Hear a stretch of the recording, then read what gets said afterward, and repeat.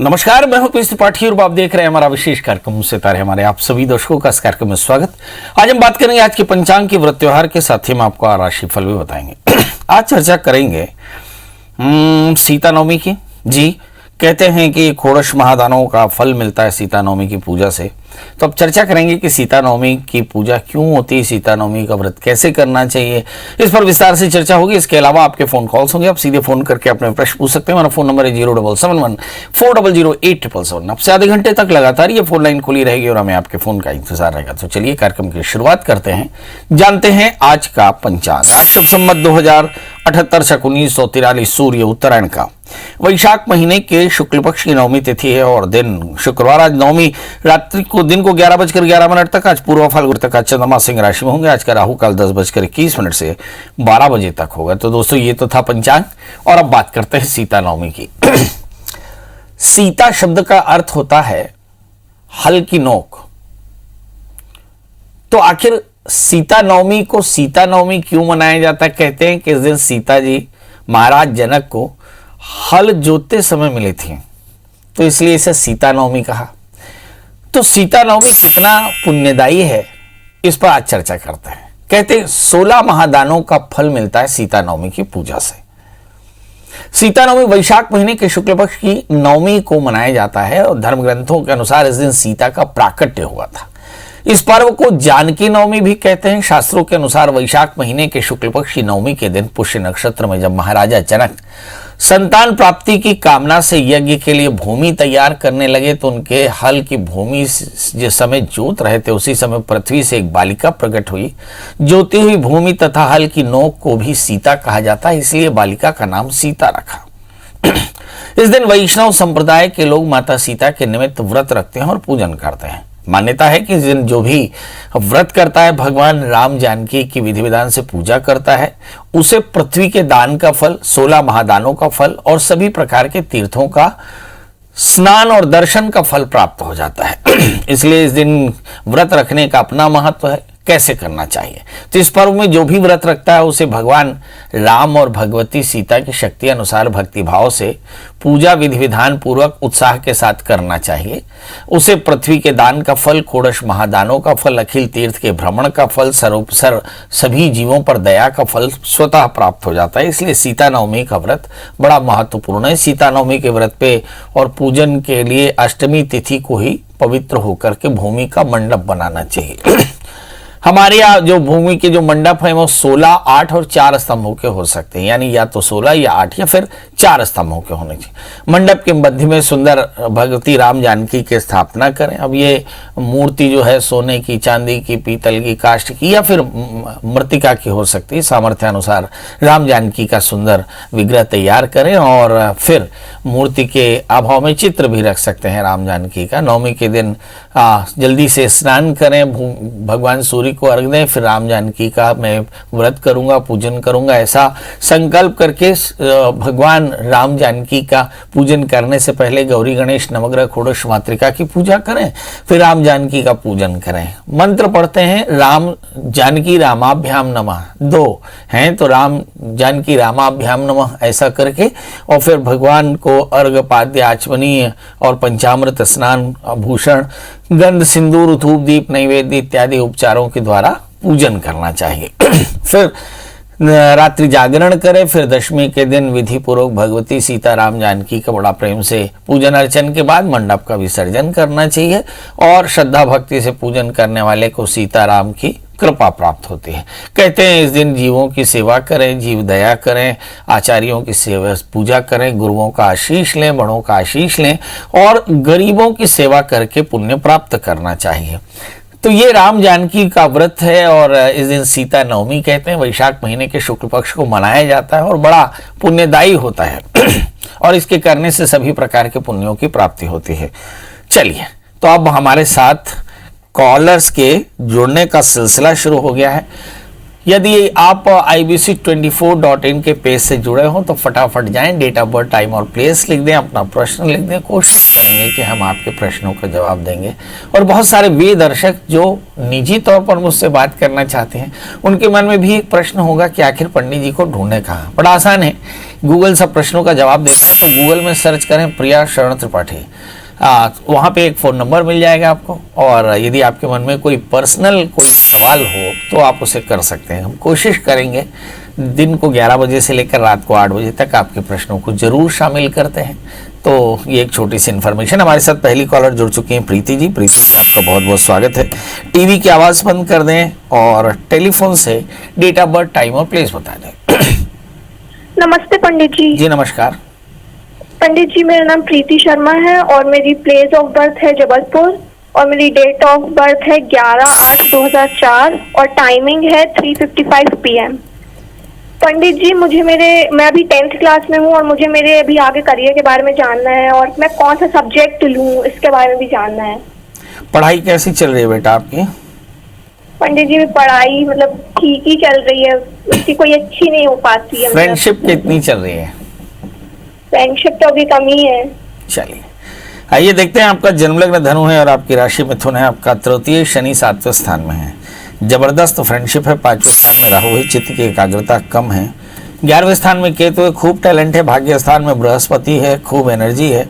प्रश्न यही है कि वो एनर्जी क्या सही दिशा में लग रही है। मुझे ऐसा लगता है 2017 से 20 आपने काफ़ी सारा समय खराब किया और आप चंद्रमा के अंतर दशाएं चल रही हैं। चंद्रमा भी 7वें स्थान में है, फिर मंगल भी 7वें स्थान में है। आपकी फ्रेंडशिप आपके लिए काफ़ी घातक हो सकती है, मगर ये बात इस उम्र में समझ आएगी नहीं। तो मेरी तो सलाह यह है कि फ्रेंडशिप छोड़ के थोड़ा पढ़ाई कर लेंगे, आपके लिए काफ़ी अच्छा रहेगा। अब बड़ा प्रश्न ये उठता है कि आपने शुक्र की दशा में बहुत अच्छे से पढ़ाई की नहीं, इसलिए मैथ्स और फिजिक्स जैसी चीज़ें थोड़ी सी टफ होंगी। तो अब आपको क्या करना चाहिए? हालांकि आगे चल करके गुरु की महादशाएं चलती हैं, जिसका मतलब होता है कि Jupiter is nothing but it is a custodian of others money. तो ये पैसे की पढ़ाई करवाता है, पर ज़्यादा अच्छा हो आप मैथ्स जरूर लें। मैथ्स लेकर के आप कॉमर्स भी ले सकते हैं, मैथ्स विथ कॉमर्स, और आगे चल करके आप CA CS या CFA करके या MBA करके अपना करियर बना सकते हैं। आपके लिए 4 कैरेट का टोपाजिक, 4 कैरेट का माणिक्य पहनना चाहिए, रविवार का व्रत करना चाहिए और कोशिश करना चाहिए कि अपने आप को अलूफ करें, यानी एकाग्र करें। आपकी मित्रता की सूची बहुत ज़्यादा है और आप काफ़ी ज़्यादा इमोशनल हैं, और कोशिश करें इस इमोशंस पर कंट्रोल करें। जी हमारे साथ अगली कॉलर हैं शकुन जी, आपका बहुत बहुत स्वागत है। टीवी की आवाज बंद कर दें और अपनी डेट ऑफ बर्थ, टाइम और प्लेस टेलीफोन से बताएं। जी बताएं। पंडित जी नमस्ते। जी नमस्कार, बताएं डेट ऑफ बर्थ। सर, मैं अपने नाती के बारे में पूछना चाह रही हूँ। उनकी डेट ऑफ बर्थ बता दें। 2018 12वां महीना 9 तारीख 9 तारीख जी 9 तारीख 7:15 बजे उसका जन्म टाइम, शाम 7:15 बजे। कहाँ का जन्म है?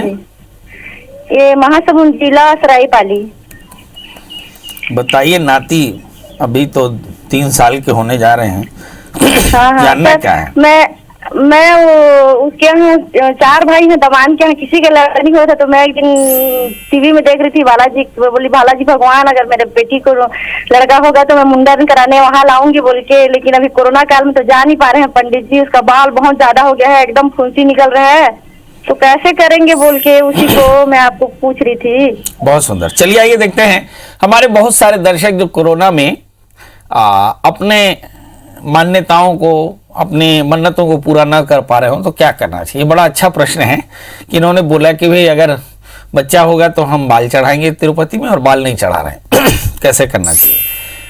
तो देखिए 1, 3, 5 इन विषम वर्षों में बाल कटा लेना चाहिए बच्चों का। और कोई भी अच्छा महीना, बैशाख का महीना तो बहुत अच्छा है, पंचमी, दशमी, पूर्णिमा, अभी बुद्ध पूर्णिमा भी आ रही है, तो किसी मंदिर में जाकर के बाल कटा लें और उस पूरे बाल को संभाल कर रख लें और जब बालाजी में जाना हो तो फिर उसे आटे की लोई में गूंथ करके और फिर बालाजी में छोड़ देना चाहिए। बड़ा आसान सा है, कोई तकलीफ नहीं है। अब बड़ा प्रश्न ये कि आपने इस बच्चे की जन्म कुंडली बताई है तो मुझे कुछ बताना पड़ेगा। इस बच्चे का जन्म लग्न जो है वो मिथुन है और इसकी जो राशि है वो धनु है। इसका तृतीय सूर्य छठे स्थान में है। थोड़ा सा मुझे ऐसा लगता है कि थोड़ा जिद्दी हो सकता है, गुस्सैल हो सकता है। भाग्यस्थान में मंगल है। मुझे ऐसा लगता है कि इसकी परिस्थितियां बहुत बेहतर होंगी। लग्नेश बुध भी छठे स्थान में, हेल्थ को लेकर के थोड़ी परेशानी नहीं, खासकर पेट में थोड़ी सी तकलीफें हो सकती हैं। और जहाँ तक सवाल 18-36 मुझे ऐसा लगता है कि 2036 के आसपास में ये बच्चा 10th पास करेगा। तो इस लिहाज से अगर हम देखें तो 2036 में जो दशाएं चल रही हैं उसके हिसाब से ये बच्चा राहु की दशा में काफ़ी परेशान कर सकता है। मतलब एग्जैक्टली 10 से लेकर 12 तक इसकी पढ़ाई में काफ़ी ध्यान रखना होगा। संभवतः ये आगे चल करके डॉक्टर बन सकता है यदि माता पिता ने बड़े ध्यान से इसकी परवरिश की। ध्यान से परवरिश का मतलब है, आज ये भी हम बता दें, क्लियर कर दें कि हम अपने बच्चों को बहुत ज़्यादा फैसिलिटेट करते हैं, यानी बहुत सारी सुख सुविधाएं देते हैं और यही सुख सुविधाएं बच्चों की पढ़ाई में सबसे बड़ी बाधा बनती है। हमारे यहाँ शास्त्र में लिखा कि ब्रह्मचर्य के लिए कठोर तप का होना बहुत आवश्यक है। तो जितना हम अपने बच्चों को फैसिलिटेट करेंगे हमारे बच्चे उतने ही ज़्यादा पढ़ाई से दूर होंगे। इसलिए कोशिश करें, अच्छी परवरिश का मतलब है बहुत अधिक सुख सुविधा नहीं, जीवन में अनुशासन, जीवन में आज्ञा पालन, निर्व्यसनी जीवन और सदाचारी सदाशाही जीवन, इस तरह का उपदेश और इस तरह का जीवनचर्या माता पिता को बच्चों को देना चाहिए। मेरा ख्याल है जो हमारे यहाँ पुरानी जीवनचर्या थी वो इसी तरह की हुआ करती थी। पहले हमारे जो पेरेंट्स थे वो ना बोलना जानते थे और आजकल पेरेंट्स ना बोलना जानते नहीं। शायद यही एक परेशानी है कि हम अपने बच्चों को ओवर फैसिलिटेट करते करते कहीं ना कहीं डाइवर्ट कर देते हैं और उन्हें एडिक्ट बना देते हैं और हमारे बच्चे बहुत कम उम्र में एडिक्ट हो जाते हैं, जिसके चलते पढ़ाई से ध्यान बिगड़ जाता है। चलिए, तो आप अच्छी परवरिश दीजिए और इस बच्चे के लिए माता पिता अगर अच्छा हो, शनिवार का व्रत करें 1 वर्ष तक और काले तिल का दान करते रहें। और इस बच्चे को अगर सर्दी ज़्यादा हो तो हरिद्रा का सेवन कराएं, उल्टा चांद चांदी का पहनाएं और साथ में एक 4 कैरेट का जामुनिया, 4 कैरेट का पन्ना पहनाएं, कल्याण होगा। जी, हमारे साथ उपेंद्र जी हैं। उपेंद्र जी हैं या भूपेंद्र जी हैं? टीवी की आवाज़ बंद कर दें और टेलीफोन से बात करें, अच्छा रहेगा। भूपेंद्र जी बताइए डेट ऑफ बर्थ, टाइम और प्लेस। मेरी डेट ऑफ बर्थ है 5/12/1975 और समय बता दें। समय है रात्रि 8:15 और जन्म स्थान बता दें प्रभु। जन्म स्थान भोपाल है। बहुत सुंदर। तो बताएं प्रभु, क्या जानना चाहते हैं? सर, मेरा विवाह कब होगा और मेरा करियर कैसा रहेगा? विवाह क्यों नहीं हुआ भैया अभी तक?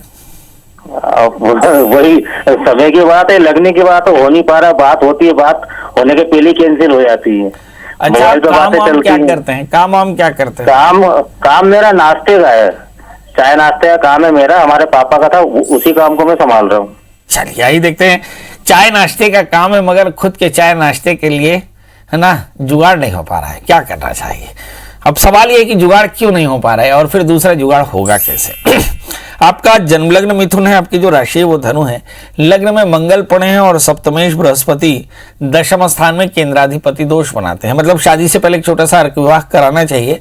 अर्क विवाह शनिवार रविवार या हस्त नक्षत्र में कराया जाने वाला एक उपक्रम है, शास्त्रीय उपक्रम है। इसको करा लेने से विवाह से संबंधित परेशानियां दूर होती हैं। दूसरा प्रश्न, ये शादी होगी कब?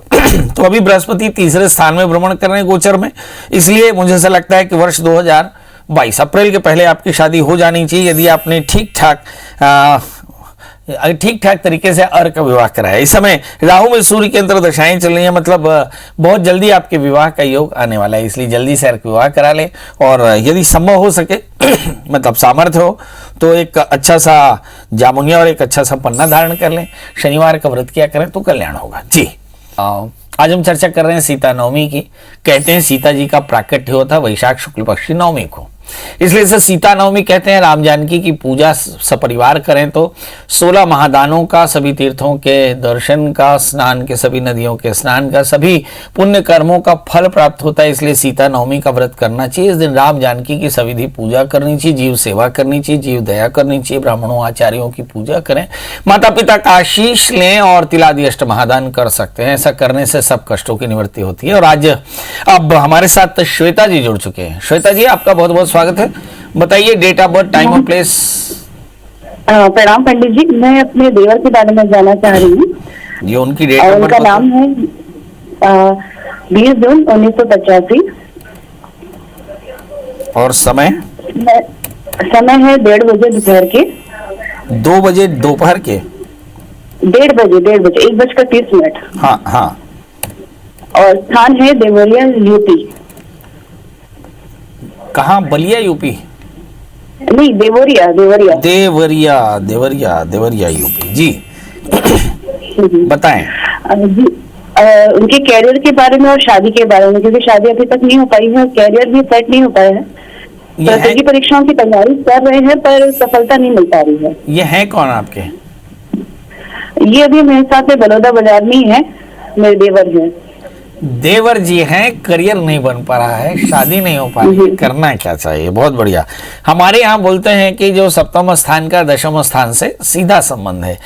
कहते हैं कि न्यूक्लियस ऑफ द न्यूक्लियस, है ना। अच्छी बीवी उसे मिलेगी जिसका करियर अच्छा होगा, यानी करियर में बाधा हो तो बीवी नहीं मिलेगी, शादी में बाधा होगी।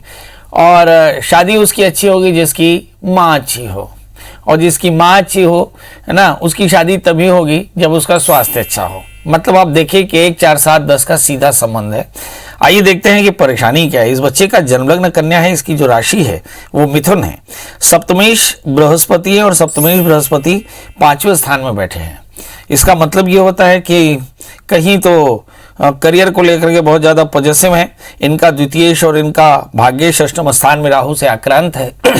जब भाग्येश अष्टम स्थान में हो जाए, राहु जैसे ग्रहों से आक्रांत हो जाए, तो जिंदगी थोड़ी सी डिले हो जाती है, और यही कारण है कि ज्यादातर काम डिले हो रहे हैं। तो करना क्या चाहिए? जब शुक्र राहु से आक्रांत और शुक्र भाग्येश हो, इसका मतलब ये एक तरह का पितृदोष है, क्योंकि नवस्थान पितरों का माना जाता है, एक तरह का स्पिरिचुअल सक्सेशन का माना जाता है, यहीं पे असेट होती है। कहते हैं कि जीवन की पूर्व जन्म की कुंजी नवम स्थान से देखी और समझी जाती है। यदि नवमेश अष्टम स्थान में हो, राहु से आक्रांत हो, तो इसका मतलब मान लेना चाहिए कि पूर्व संचित पुण्यों की बाधा उत्पन्न हो रही है, और ये इसी के कारण शादी में, संतान में, करियर में बाधा है।